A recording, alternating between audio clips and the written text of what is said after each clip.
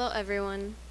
I'm Dr. Li-Ming Huang from the NTU Hospital. Today I will demonstrate the proper way to practice hand hygiene. Let's go through it together. Here are some simple steps to help you remember. When washing hands, pay attention to the palms, backs,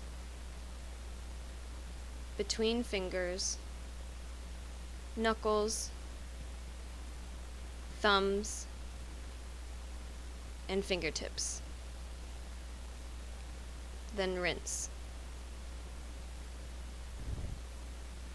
Just follow these 7 steps